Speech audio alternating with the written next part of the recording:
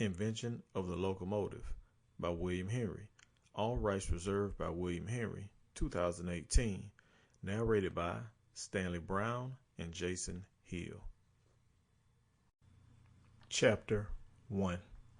Locomotive. With Watt's steam engine to pump out the water and to hoist the coal, miners were going deeper into the earth and were bringing out more coal than ever before. The new giant turned countless mills for grinding corn and wheat and was harnessed to the machines lately invented for spinning and weaving cotton and wool. The day of cheap fuel, cheap food, and cheap clothing seemed at hand. One thing was lacking: a cheap means of carrying over land, fuel, wheat, cotton, wool, and the like to the mill or factory, and of carrying the finished product to the market. There was great need of a locomotive which would do good work at a small cost. Men began to work on such a locomotive. They did not, of course, try to invent a new engine, but to modify Watt's engine, a stationary engine, so that it would be a serviceable moving engine. George Stephenson succeeded in doing this. His parents and home. About 8 miles west of Newcastle, England, is the mining village of Wylam. Near the east end of the town, there stands a 2-storied house of 4 rooms. The lower west room was once the home of the Stephenson family. The floor of this single room, which served alike for kitchen, dining room, parlor, and sleeping room, was of clay. The walls were unplastered, and the rafters were bare. Here, on June 9th, 1781, George Stephenson was born. The father was the fireman of the Newcomen engine at the Wylam mine. With a wage of not more than $1.50 a week, and with 6 children in the family, there was scarcely enough food and little to spare for clothing. So poor was the family that none of the children were sent to school. But George received from his father and mother traits of character which were even better than riches, and made amends for his lack of early education. It was a trait of his to have definite ambitions. He set his hopes on an advance of 1 step at a time.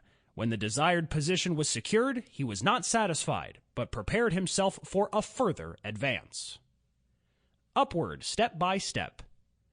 As soon as George was old enough, he was put to work. His first job was herding cows, at 4 cents a day. Growing older and stronger, he was hired out to do light farm work. He drove horses, milked cows, and hoed in the garden. But he soon joined his brother James at the mine as a picker to clean the coal of dirt and stones. His wages were now 12 cents a day, and they were increased to 16 cents when he became driver of the gin horse. Driving a gin horse was well enough, but George wanted to be an engineer. To be an assistant fireman was the first step.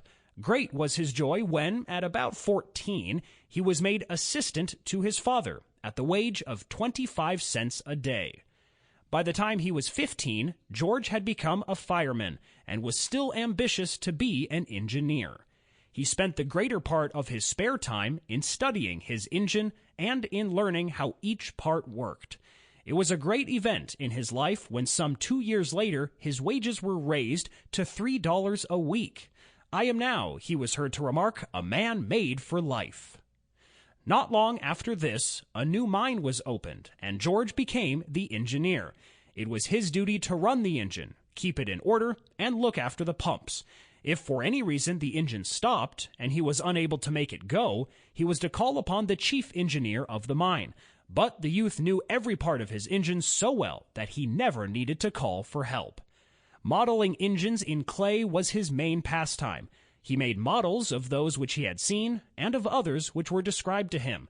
In this way, he first heard of the engines of Boulton and Watt. Wanting to know more about them, he was told that he would find them described in books. Alas, George could not read. He did not even know his letters. He thus found that to advance further, he must be able to get information from books. Although he was as large as a grown man and was doing a man's work, he decided that he must go to night school. He went to school 3 nights a week, taking lessons in reading, spelling, and writing.